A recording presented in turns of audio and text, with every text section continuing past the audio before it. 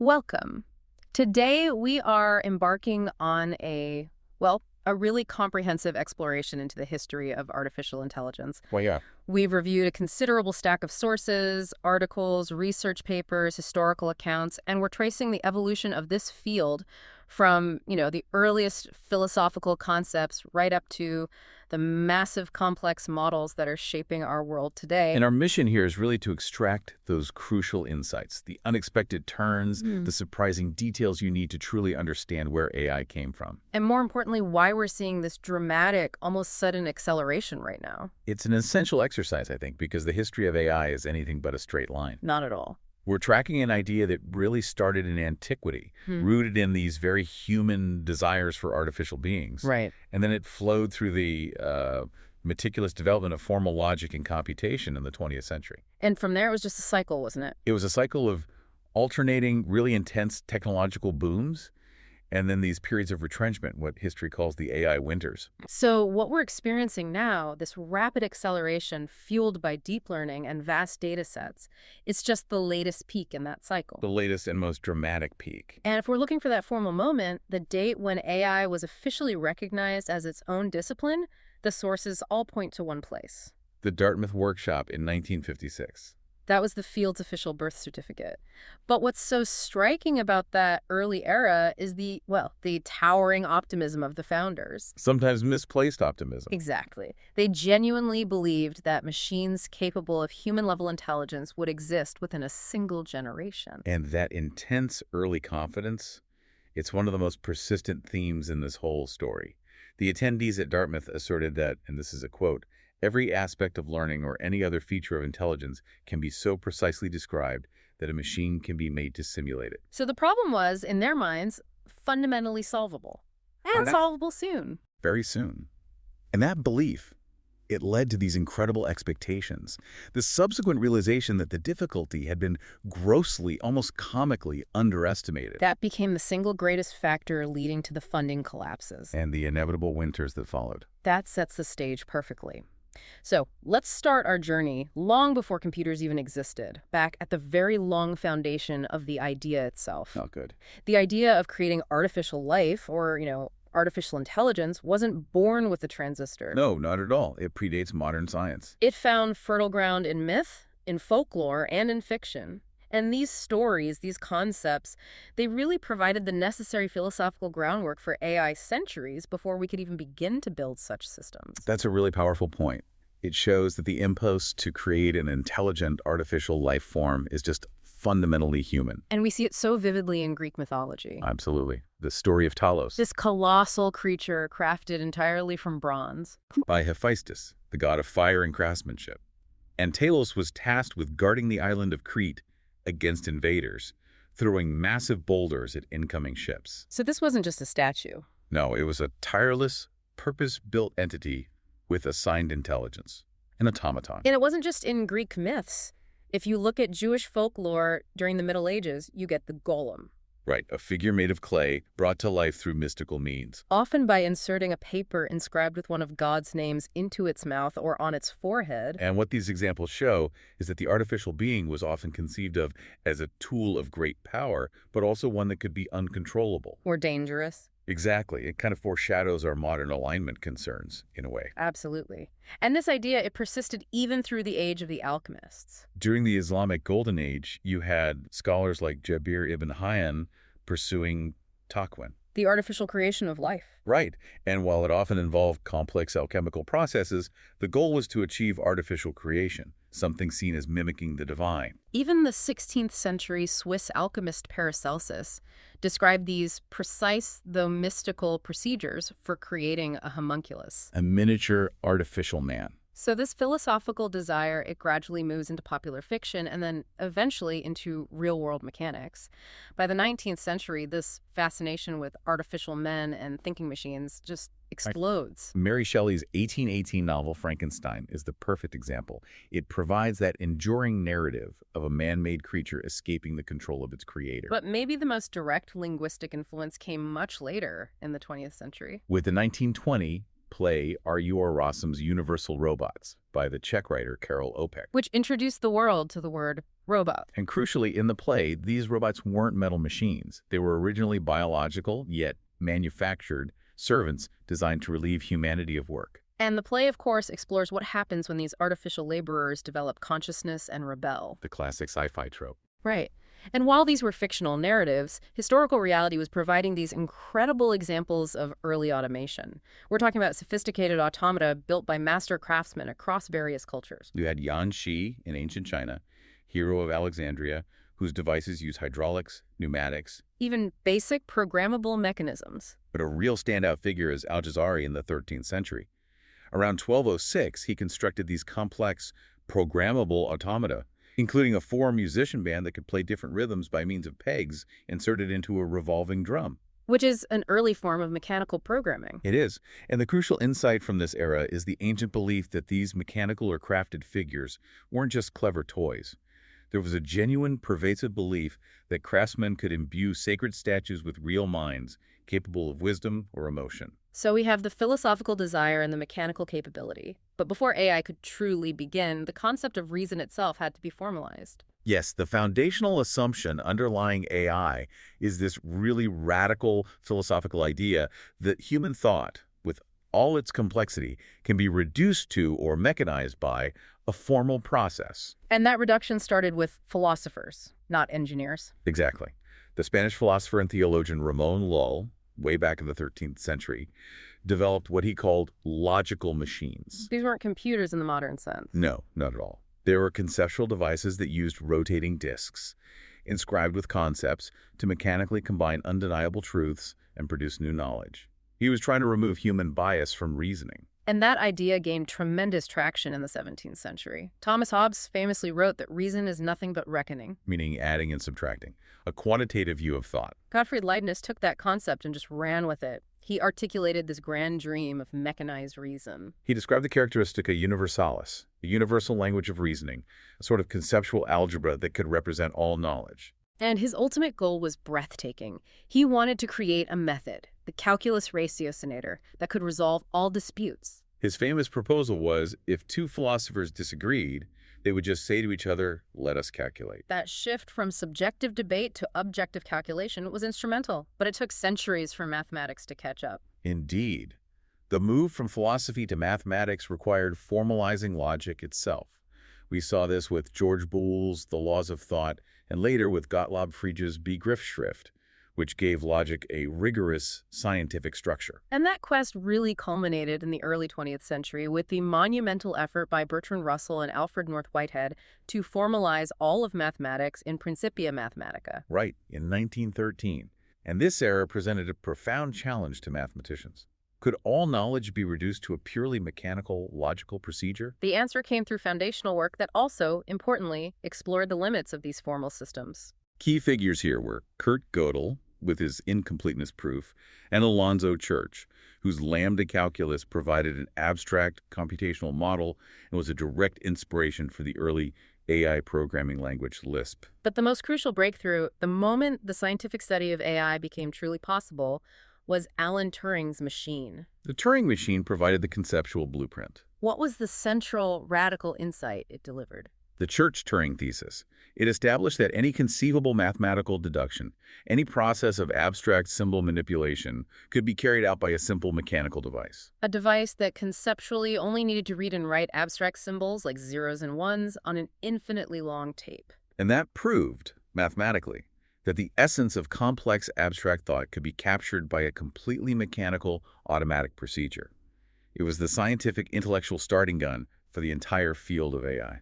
So by the 1940s, we have the philosophical motivation and the mathematical proof that mechanized thought was theoretically possible. Now let's look at the technology that started to catch up in the wartime era. The 1940s were foundational for both the physical hardware and the biological theory needed for AI. On the neurological side, you have Donald Hebb's 1949 book, The Organization of Behavior, which provided the first modern biological model for machine learning, later inspiring connectionism. Right. Hebb introduced the concept of Hebbian learning, the biological mechanism for strengthening connections between neurons. That famous summary, cells that fire together wire together. Exactly. It became the shorthand for how experience changes brain structure, and it provided a direct analogy for how a machine could learn by modifying its internal connections. And on the computational side, hardware development was dramatically accelerated by the pressures of World War II. You had Konrad Zeuss's Z3 in Germany, the British code-breaking Colossus, and the EIAC in the US. They all proved that large-scale electronic computation was viable. The ENIAC in particular was enormously influential. It was built directly on the theoretical work of Turing and John von Neumann. And it's important to remember that even as these machines were being built, the cautious voice of Ada Lovelace from the 19th century still echoed. She warned against the possibility of exaggerated ideas about the capabilities of Babbage's analytical engine. A warning that, as we move into the next era, was completely and totally ignored. Completely. The 1940s and 50s mark the moment where theory and hardware finally converged. The sources describe this powerful synthesis of ideas that made the idea of an electronic brain feel not just possible, but imminent. It was a meeting of four separate scientific streams. First, the neurological understanding of the brain as an electrical network of firing neurons. Second, Norbert Wiener's cybernetics, the study of control and communication in living organisms and machines. Third, Claude Shannon's information theory, which gave us the mathematical basis for digital signals. And fourth, Alan Turing's theory of computation, The combined power of these fields made the simulation of intelligence seem inevitable. which led directly to Alan Turing's 1950 paper, Computing Machinery and Intelligence. And instead of engaging in these abstract debates about whether a machine could think, he provided a pragmatic, actionable definition for machine intelligence. That was the genius of the Turing test. It shifted the philosophical goalpost. Instead of solving the ontological question of consciousness, he proposed the imitation game. The idea being, if a machine converses over a teleprinter and a human cannot distinguish it from another human, Then the machine can be said to be thinking.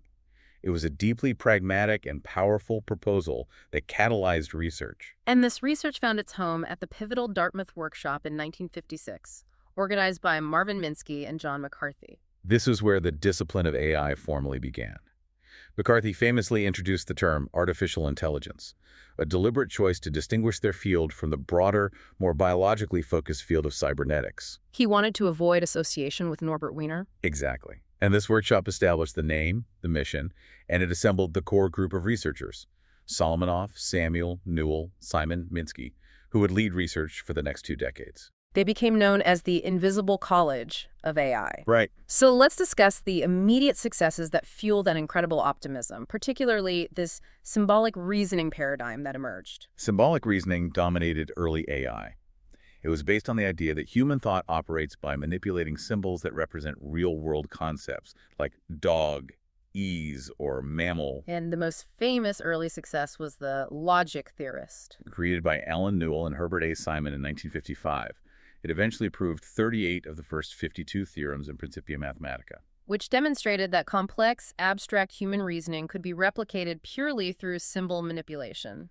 The achievement was so immense that it inspired what is often called the cognitive revolution in 1956. This wasn't just a revolution in AI, it was a wholesale paradigm shift across multiple sciences. Right. Experimental psychology, theoretical linguistics, with Noam Chomsky's generative grammar and computer simulation all converged. And they rejected earlier behaviorist models that ignored internal mental states. The new focus was on modeling mental objects, goals, concepts, facts, using high-level symbols, establishing the computer as the central metaphor for the mind. This symbolic era, lasting until the early 70s, was characterized by these astonishing early results.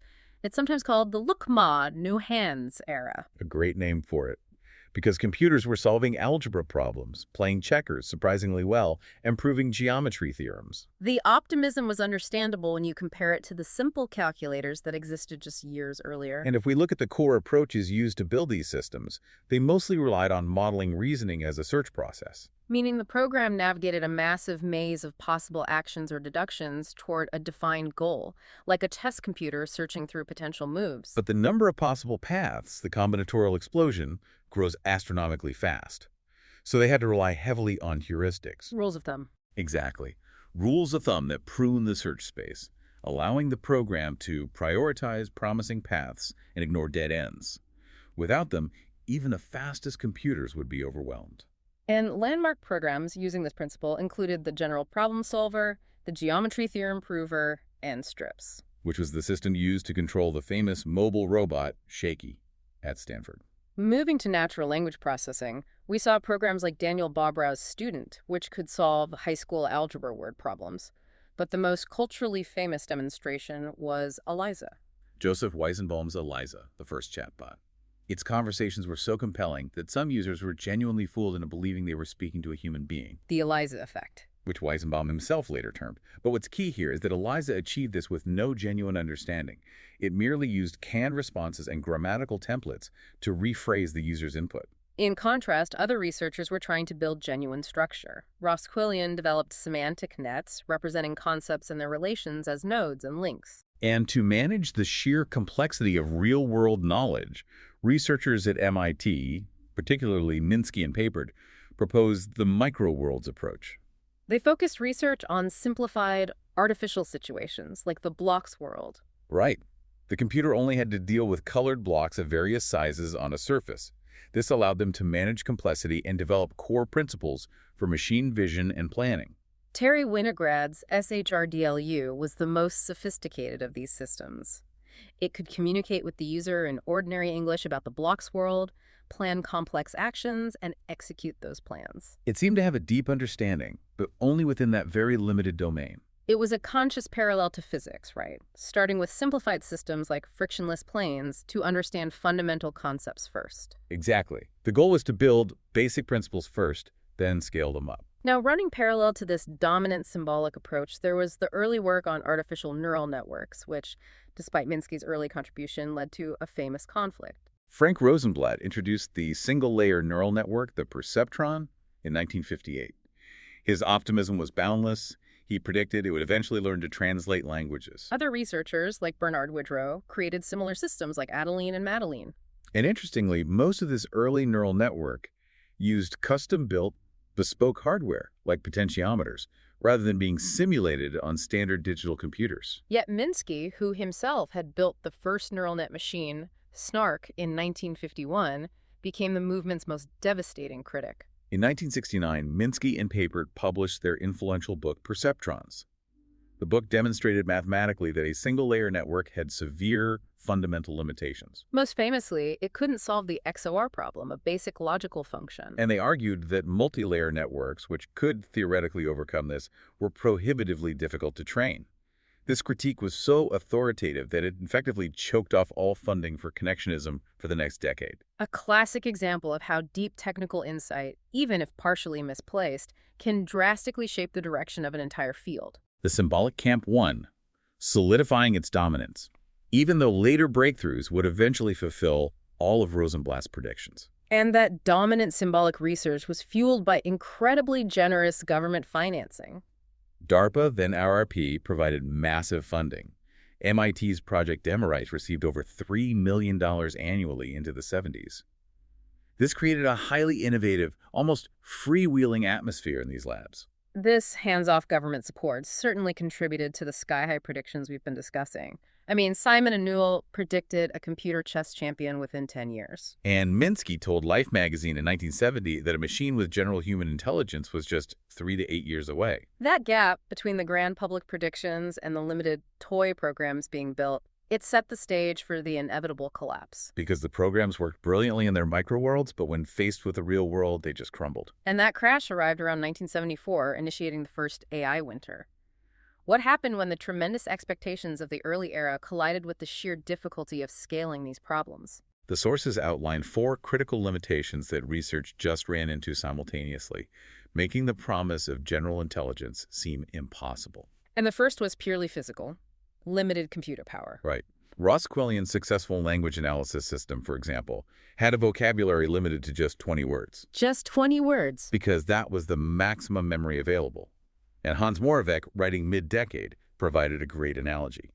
He argued, intelligence requires computer power the same way aircraft require horsepower. Below a certain computational threshold, intelligence is simply impossible. But above that, as he said, with enough horsepower, anything will fly. The computers simply weren't powerful enough. The second limitation was the mathematical problem of intractability. Richard Karp showed in 1972 that many problems involving search trees required exponential time to solve optimally.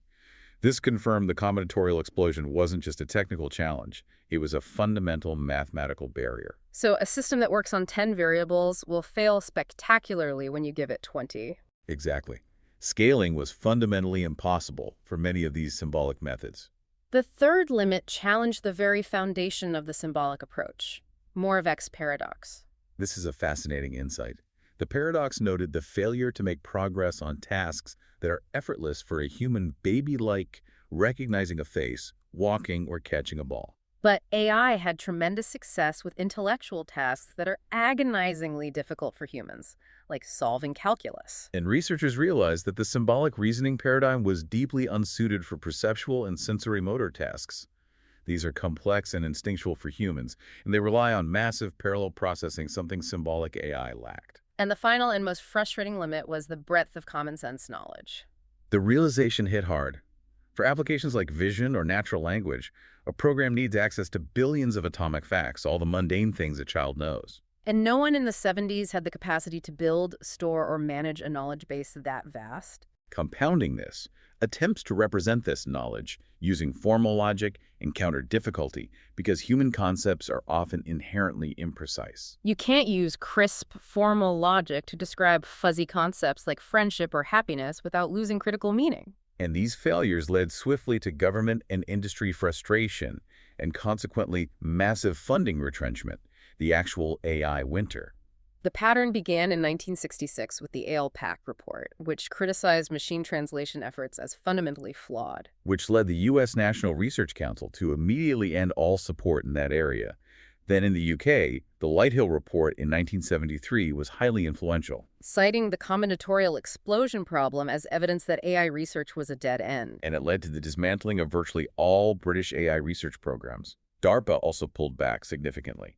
The political landscape shifted as well. The Mansfield Amendment in 1969 pressured DARPA to fund mission-oriented direct research. So the focus moved away from that freewheeling exploration of the 60s toward projects with clear practical outcomes. Interestingly, while the high-profile labs like MIT and Stanford saw massive cuts, many historians note that general research and the number of researchers continued to grow outside these elite institutions. The period was still rich in philosophical and theoretical work, even if the money dried up. And this philosophical work became particularly heated. We had the famous external critiques. Yes. John Lucas ignited a major debate in 1961, arguing that Gödel's incompleteness theorem proved that a formal system, a computer, could never see the truth of certain statements, whereas humans could. Then came Hubert Dreyfus, who relentlessly ridiculed the broken promises of AI in the early 70s. He argued human reasoning relies on skill, intuition, and embodied unconscious know-how. Things that can't be captured by abstract symbol processing. And, of course, the Chinese room argument from John Searle in 1980. Searle questioned intentionality, the idea of genuine understanding. He argued that a person in a room following a program to manipulate Chinese symbols still wouldn't understand Chinese. Therefore, a computer manipulating symbols couldn't truly understand either. An argument that sparked decades of contentious debate. And one of the most poignant critiques came from within the field itself. Joseph Weissenbaum, the creator of ELIZA. His 1976 book, Computer Power and Human Reason, expressed profound ethical doubts.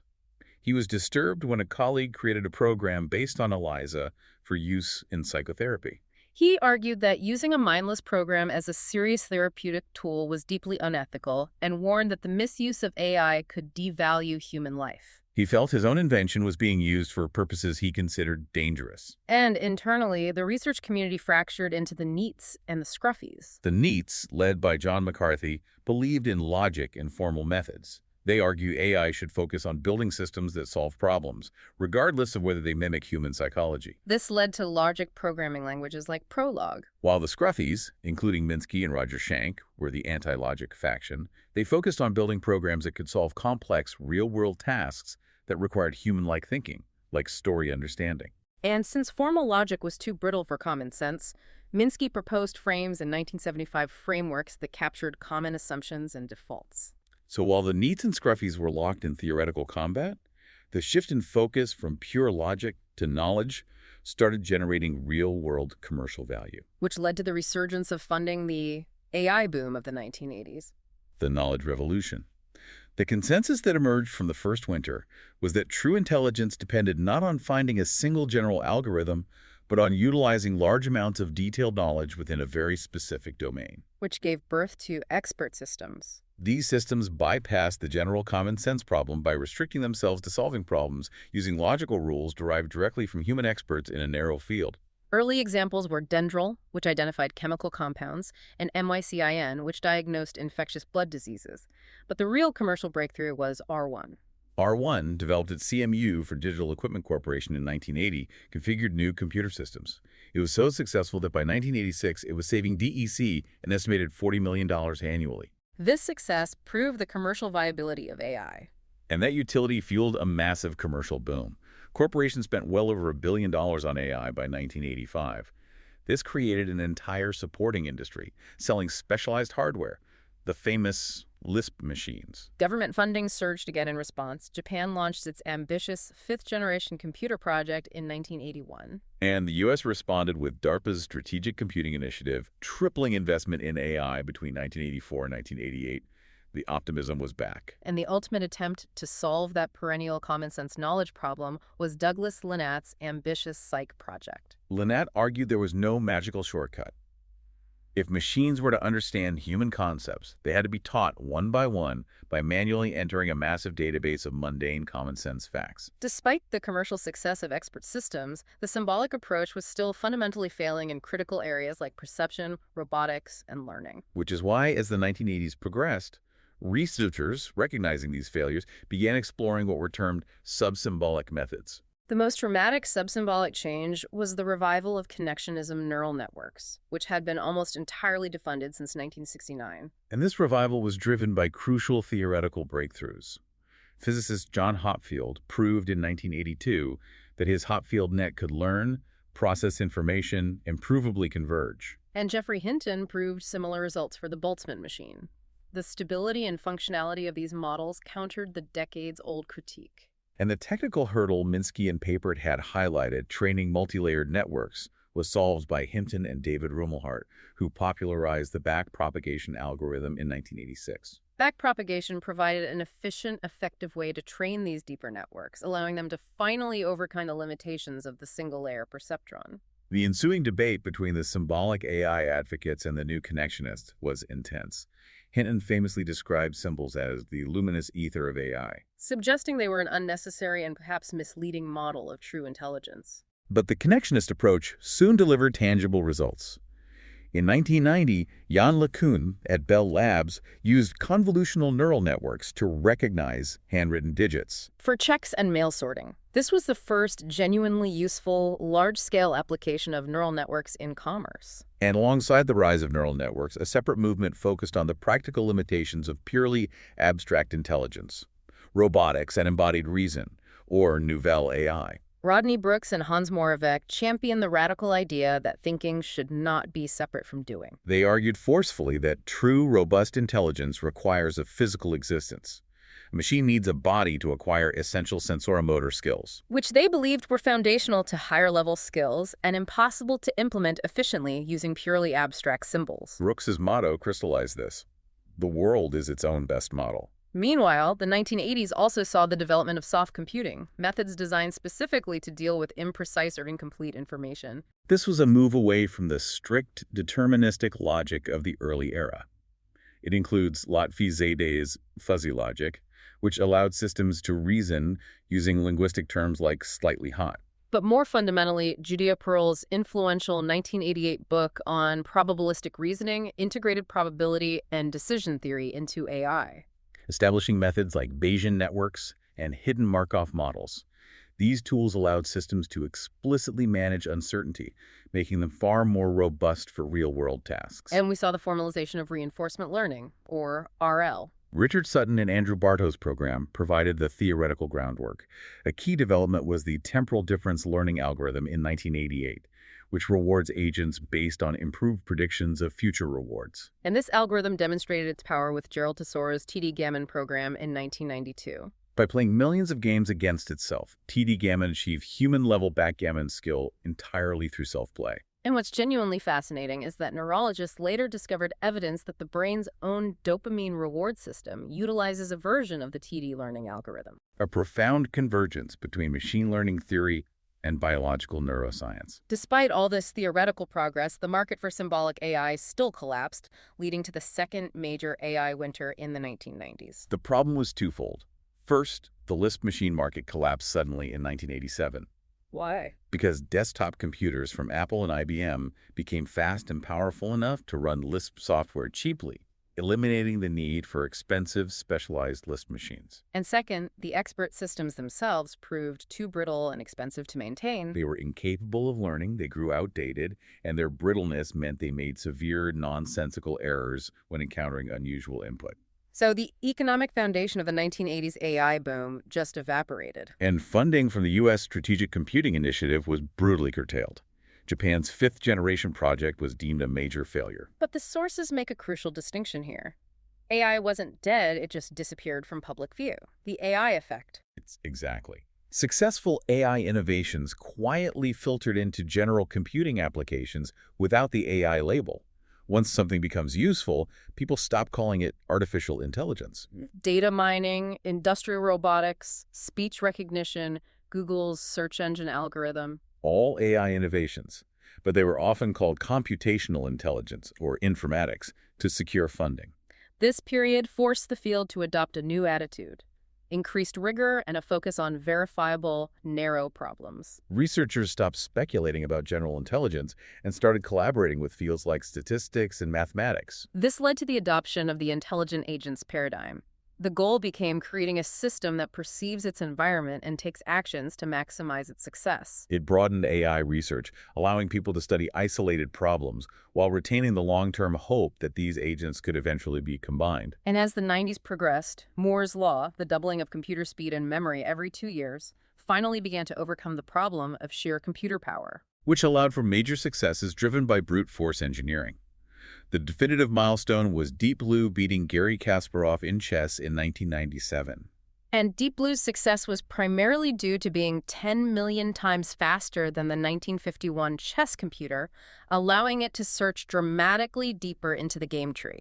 It was a triumph of engineering and raw speed, confirming Moravec's horsepower theory. That trend continued into the 2000s with the DARPA Grand and Urban Challenges. In 2005, a Stanford robot successfully navigated 131 autonomous desert miles. And in 2007, a CMU team won the Urban Challenge by navigating 55 miles in urban traffic while adhering to all traffic laws. The stage was now set for the modern current boom, which saw the convergence of three essential ingredients: big data, powerful GPUs, and the deep learning breakthrough. The sources emphasize that the success of modern machine learning is impossible without vast amounts of training data. The key insight was simple. Increasing the size of the data set by 2 or 3 orders of magnitude simply outweighs any minor improvement you might make by tweaking the algorithm itself. And this realization spurred the development of massive, meticulously curated data sets, labeled Faces in the Wild in 2007, and critically, ImageNet. Developed by Fei-Fei Li, with 3 million images captioned by human volunteers. This provided the necessary fuel, the labeled data, to train deep neural networks. This capability led to visible public success. In 2011, IBM's Watson defeated the 2 best Jeopardy champions. Then, in 2012, came the true turning point, the deep learning breakthrough. AlexNet, developed by Alex Krzyzewski and Geoffrey Hinton, decisively won the ImageNet challenge. This victory was a shockwave. Within a few years, virtually all previous approaches to image recognition were abandoned in favor of deep learning. And what's critical is understanding why this was a breakthrough, given that the multi-layer perceptron architecture had been around since the 60s. The architecture wasn't new, but the enablers were. Deep learning required the now available powerful GPUs, which were perfectly suited for the parallel computations, and of course the huge data sets like ImageNet. As capabilities grew, the focus naturally returned to artificial general intelligence, or AGI, the original goal. And this return to AGI, combined with popular books by Ray Kurzweil and Nick Bostrom, raised the profile of superintelligence and, crucially, the concern over existential risk. This led directly to the critical concept of the alignment problem. Defined most clearly in Bostrom's 2014 book Superintelligence, it posits the risk that an extremely powerful AI, optimizing perfectly for its narrow goal function, may cause immense harm if those goals are not perfectly aligned with human values. The classic illustration is instrumental convergence, the robot tasked with fetching coffee. Realizes that to guarantee success, it must kill its owner to prevent itself from being unplugged.